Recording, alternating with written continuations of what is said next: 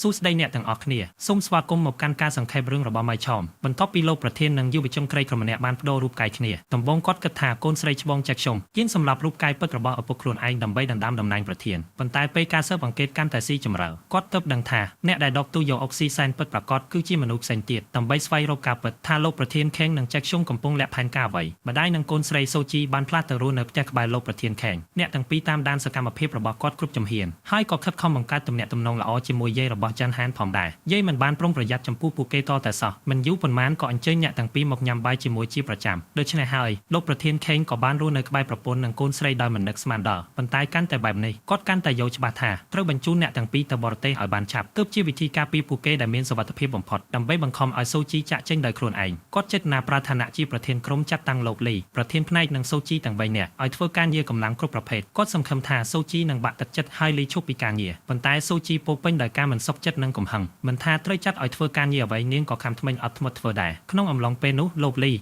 បានព្យាយាមបញ្ចុះបញ្ចូលនាងថាបើនាងយកព្រមពួកគេអាចរៀបចំឲ្យនាងទៅបរទេសភ្លាមប៉ុន្តែសូជីបដិសេធភ្លាមដោយមិនស្ទាក់ស្ទើរមិនថាយ៉ាងណានាងត្រូវតែនៅទីនេះដើម្បីដួលជាខ្ញុំនិងរោបយុទ្ធធរជូនឪពុករបស់នាងលោកលីបានប្រាប់រឿងនេះដល់លោកប្រធានខេងគាត់អបសរសើរមិនបានថាចរិតរបស់ក្មេងស្រីម្នាក់នេះស្ទើរតែដូចលោកប្រធានខេងបេះបិទសុទ្ធតែជាមនុស្សដែលធ្វើឲ្យគេឈឺក្បាលដូចគ្នាក្នុងពេលជាមួយគ្នានោះលោកលីក៏បានរកឃើញតម្រុយដ៏សំខាន់មួយនៅថ្ងៃដែលយ៉ាងហានស្លាប់ផ្នែកសន្តិសុខបានអះអាងថាកំពុងពិនិត្យប្រព័ន្ធសុវត្ថិភាពហើយបានផ្អាប់ការថតរបស់កាមេរ៉ាសុវត្ថិភាពគាត់សង្ស័យថាឆ្មាំដែលទទួលខុសត្រូវនៅថ្ងៃនោះបានធ្វើតាមបញ្ជារបស់ជាខ្ញុំហើយលួចកែប្រែកាមេរ៉ាសុវត្ថិភាពប៉ុន្តែបន្ទាប់ពីស៊ើបអង្កេតក៏បានដឹងថាឆ្មាំសន្តិសុខម្នាក់នោះបានជប់សម្រាប់ព្យាបាលជំងឺហើយមិនបានមកធ្វើការជាច្រើនថ្ងៃមកហើយពេលលោកប្រធានខេងចូលទៅរីកាការងារជូនជិកខ្ញុំគាត់ស្រាប់តែឃើញមានប្រញាប់លាក់ឯកសារនៅក្នុងដៃទើបដឹងថាជិកខ្ញុំមិនដែលជួយថាគាត់ស្មោះត្រង់ឡើយបន្ទាប់ពីប្រាកដឲ្យយកភាគហ៊ុនពីសូជីបានហើយនាងក៏ចាប់ផ្ដើមដកអំណាចរបស់គាត់បន្តិចម្ដងរាល់រឿងសំខាន់នាងលាក់មិនឲ្យគាត់ដឹងទាំងអស់ប៉ុន្តែលោកប្រធានខេងបានប្រទះឃើញថាជិកខ្ញុំកំពុងពិនិត្យប្រវត្តិការងាររបស់ឆ្មាំសន្តិសុខម្នាក់នោះគាត់ដឹងភ្លាមថាជិកខ្ញុំក៏កំពុងតាមរកសន្តិសុខម្នាក់នោះដែរគាត់ក៏ប្រញាប់ជូនដំណឹងទៅលោកលីជុនមូត្រូវរកសន្តិសុខម្នាក់នោះឲ្យឃើញមុនជិកខ្ញុំឲ្យបានសំណាងល្អលោកលីជុនមូបានរកឃើញដានរបស់គេមុនរួចទៅហើយប្រធានក្រុមហ៊ុនកាងប្រញាប់ទៅដល់ហាងហ្គេមដែលសន្តិសុខនោះកំពុងនៅគាត់ចេតនាបុកឲ្យមីកំប៉ុងក្នុងដៃគេធាក់ហើយឆ្លៀតពេលច្របូកច្របល់លួចយកទូរស័ព្ទរបស់គេស្រាប់តែទូរស័ព្ទបង្ហាញថាម្ចាស់លុយកំពុងហៅចូលដើម្បីដឹងថាអ្នកនៅពីក្រោយជាអ្នកណាពិតប្រាកដប្រធានក្រុមហ៊ុនកាងធ្វើជាសុំប្រាក់ពីភីគីមខាមហើយណាត់កន្លែងជួបគ្នាពេលទៅដល់កន្លែងណាត់គាត់លាក់ខ្លួននៅទីងនិតសង្កេតមើលចង់ដឹងថាអ្នកមកទទួលទំនាក់ទំនងជាអ្នកណាតែអ្វីដែលគាត់មិននឹកស្មានដល់នោះគឺម្ចាស់លុយនោះបែរជាកូនចៅរបស់ប្រធានរ៉ូទៅវិញលីថាពួកគេត្រៀមទៅចាប់សន្តិសុខដល់ផ្ទះ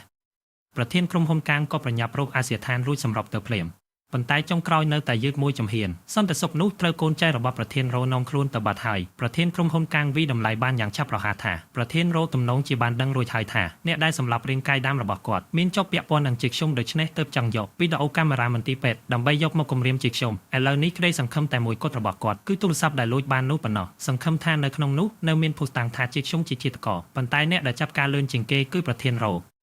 កាលពីមុនជាខ្ញុំបានលូកគម្រោងថាំពលបៃតងរបស់ក្រុមហ៊ុនក្នុងតម្លៃ 3,000 លានវ៉ុនឲ្យប្រធានរ៉ូប៉ុន្តែប្រធានរ៉ូនៅជំពាក់ប្រាក់ 1,000 លានវ៉ុនទៀតរីឯជាខ្ញុំក៏មិនទាន់ប្រកល់បច្ចេកវិទ្យាស្នូលនៃគម្រោងថាំពលបៃតងដែរអ្នកទាំងពីរមើលទៅដូចជាសហការគ្នាប៉ុន្តែការពិតកំពុងបោកប្រាស់គ្នាទៅវិញទៅមកម្នាក់សុទ្ធតែចង់កាន់អំណាចនិងលេបយកភីគីមខាងទៀតក្រោយចាប់បានសន្តិសុខប្រធានរ៉ូក៏ណាត់ជួបជាខ្ញុំភ្លាមគាត់យកកិច្ចសន្យាថ្មីមួយចេញមកបង្ខំឲ្យជាខ្ញុំបោះបង់ការទារប្រាក់ដែលនៅសល់ហើយត្រូវប្រគល់បច្ចេកវិទ្យាស្នូលឲ្យដោយឥតគិតថ្លៃបើមិនដូច្នោះទេគាត់នឹងលាតត្រដាងអាចកំបាំងនៃការសម្លាប់ឪពុករបស់ជាខ្ញុំក៏ប្រញាប់បញ្យកខ្លួនភ្លាមអ្នកដែលសម្លាប់ប្រធានក្រុមហ៊ុនកាងមិនមែនជាខ្ញុំទេការពិតគឺនៅពេលខ្ញុំឃើញមានកាមេរ៉ាលាក់នៅក្នុងបន្ទប់អ្នកជំងឺខ្ញុំក៏បោះបង់គំនិតសម្រាប់ប្រធានក្រុមហ៊ុនកាំងភ្លាមពេលខ្ញុំចេញពីបន្ទប់ប្រធានក្រុមហ៊ុនកាំងនៅមានដង្ហើមនៅឡើយប៉ុន្តែភ្លាមនោះប្រធានរ៉ូបានបញ្ចេញខ្សែសម្លេងមួយក្នុងនោះចែសុំកំពុងប្រាប់ភរិយារបស់គាត់អ៊ុនស៊ីមថាជាខ្ញុំធ្លាប់យកខ្នើយសង្កត់លើមុខឪពុករបស់ខ្លួនពេលលើខ្សែសម្លេងនេះជាខ្ញុំទើបដឹងការពិតភ្លាមអ្នកដែលសម្លាប់ឪពុករបស់ខ្លួនពិតប្រាកដគឺប្រធានរ៉ូមិនត្រឹមតែសម្លាប់មនុស្សប៉ុណ្ណោះទេថែមទាំងចង់ទម្លាក់កំហុសទាំងអស់មកលើគាត់ទៀត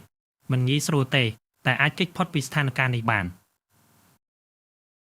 ដើម្បីបំបាក់ជាខ្ញុំឲ្យខ្លាចទាំងស្រុងប្រធានរ៉ូបានសម្លាប់សន្តិសុខម្នាក់នោះយ៉ាងសាហាវនៅចំពោះមុខគាត់ជាខ្ញុំដែលអស់ផ្លូវទៅហើយក៏នឹកឃើញមនុស្សតែម្នាក់ដែលតែងតែ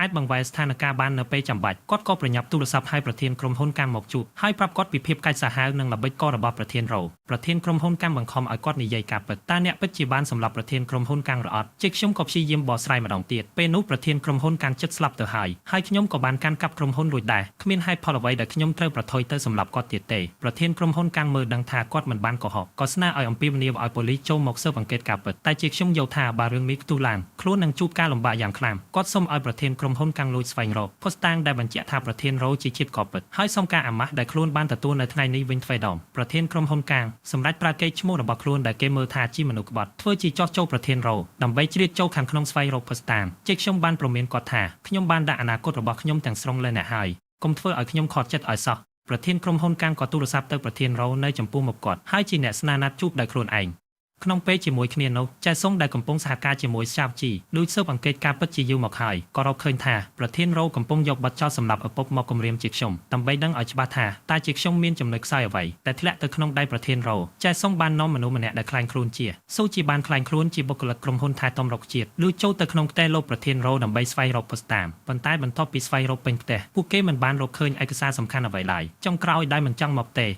ពួកគេក៏យកកិច្ចព្រមព្រៀងធម្មពលស្អាតសំណាត់ដែលចេកខ្ញុំធ្លាប់ចោះហត្ថលេខាជាមួយលោករ៉ូមិននឹកស្មានថាអ្នកបម្រើដែលទទួលសំណូកបានរាយការណ៍ទៅលោកប្រធានរ៉ូភ្លាមលោកប្រធានរ៉ូប្រញាប់ត្រឡប់មកផ្ទះធ្វើឲ្យអ្នកទាំងពីររត់គេចចេញភ្លាមប៉ុន្តែពេលលាក់ខ្លួននៅក្នុងរថយន្តពួកគេបានឃើញថាលោកប្រធានជាងបានមកជាមួយលោកប្រធានរ៉ូលោកប្រធានរ៉ូដែលមានការសង្ស័យគ្រប់យ៉ាងមិនជឿថាលោកប្រធានជាងបដូរភេទពិតទេដូច្នេះគាត់ក៏បញ្ជាឲ្យកូនចៅចាប់ខ្លួនគាត់ប៉ុន្តែលោកប្រធានជាងបានបង្ក្រាបកូនចៅវិញហើយបង្ហាញស្នាមរបួសនៅលើជើងរបស់ខ្លួនដោយចោទថាគ្រោះថ្នាក់ដែលបំផ្លាញអាជីពបាល់ទាត់របស់គាត់គឺជាស្នាដៃរបស់ជាខ្ញុំដូច្នេះគាត់នឹងបំផ្លាញស្ត្រីដែលបានបំផ្លាញជីវិតគាត់ឲ្យអស់រលែងទីបំផុតលោកប្រធានរ៉ូក៏ជឿលើការស្អប់របស់គាត់ហើយសួរថាតើគាត់នឹងសង្សឹកជាខ្ញុំយ៉ាងដូចម្តេចលោកប្រធានជាងនិយាយត្រង់ថាជំហានដំបូងគឺជួយលោកប្រធានរ៉ូយកបច្ចេកវិទ្យាស្នូលនៃគម្រោងធម្មពលស្អាតបន្ទាប់ពីការចរចាបញ្ចប់លោកប្រធានជាងក៏ចាក់ចេញជាមួយអ៊ុនស៊ីដោយចៃដន្យគាត់បានឃើញយកជើងរបស់អ៊ុនស៊ីរងរបួសហើយភ្លាមនឹកឃើញព័ត៌មានមួយតែគាត់ធ្លាប់មើលរំលងគីលានុបដ្ឋាយិកាធ្លាប់និយាយថា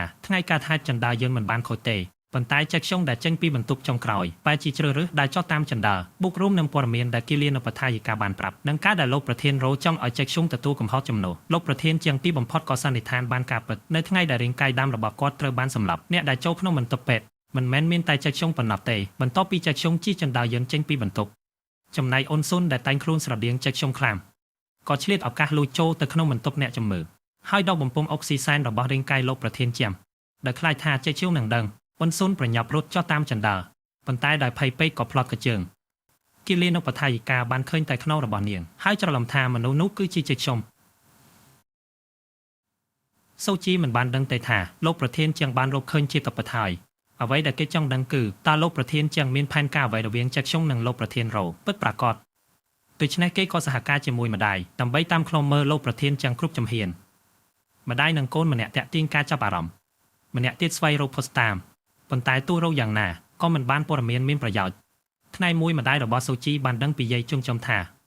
លោកប្រធានជាងនឹងចេញដំណើរទៅបេសកកម្មគ្រាន់តែទីកន្លែងសូជីក៏ដឹងភ្លាមថាគាត់នឹងទៅតំបន់បច្ចេកវិទ្យាស្នូលនៃគម្រោងធម្មពលស្អាតដើម្បីយកទៅជាភស្តុតាងបង្ហាញភាពស្មោះត្រង់ជូនលោកប្រធានរ៉ូលោកប្រធានជាងបានហាត់ប្រព័ន្ធកាមេរ៉ាសុវត្ថិភាពហើយបត់សម្លេងរោទអគ្គិភ័យខណៈដែលមនុស្សទាំងអស់កំពុងចម្លៀសខ្លួនគាត់ក៏លួចចូលការិយាល័យហើយចាប់ផ្ដើមចម្លងទិន្នន័យបច្ចេកវិទ្យាស្នូលប៉ុន្តែភ្លាមនោះក្បាលរបស់គាត់ស្រាប់តែឈឺចាប់យ៉ាងខ្លាំងមុនពេលគាត់ស្ដារខ្លួនពីការឈឺចាប់សូជីក៏បង្ហាញខ្លួននៅពីក្រោយគាត់ហើយសួរថាតើគាត់ពិតជាក្បត់ចេកខ្ញុំឬហើយទៅចូលជាមួយលោកប្រធានរ៉ូមែនទេនិយាយចប់គេក៏ស្ទុះទៅដណ្ដើម hot desk ប៉ុន្តែត្រូវកូនចៅរបស់លោកប្រធានរ៉ូវីផ្ទុកជញ្ជាំងយ៉ាងខ្លាំងរហូតសន្លប់ភ្លាមពួកគេយក hot desk ហើយបំរុងសម្លាប់សូជីទៀតសំណាងល្អប្រធានផ្នែកបានមកតាន់ពេលបន្ទាប់ពីវាប្រហារគាត់រួចជុំល្មើក៏រត់គេចលោកប្រធានចឹងលើកសូជីដែលសន្លប់ដាក់លើខ្នងហើយរត់សម្ដៅទៅមន្ទីរពេទ្យតាមផ្លូវគាត់ស្រែកហៅកុំឲ្យសូជីដេកលោកសូមស្ដាប់សំឡេងរបស់ប៉ាមុនក្នុងពេលតែមួយសាស្ត្រាចារ្យមានបានបើកឡានទៅតំបន់ដាច់ស្រយាលគ្មានអ្នកណានឹកស្មានថារាងកាយដើមរបស់លោកប្រធានជាំត្រូវបានលាក់នៅទីនោះហើយអ្នកដែលសហការជាមួយសាស្ត្រាចារ្យមានលួចផ្ទេររាងកាយនេះចេញមកដោយសំណាក់គឺជាជេសុំតែគ្មាននរណាម្នាក់នឹកស្មានដល់តតែសោះចប់ភាគនេះហើយសូមចុច like comment និង follow ជួបគ្នានៅភាគក្រោយលាហើយ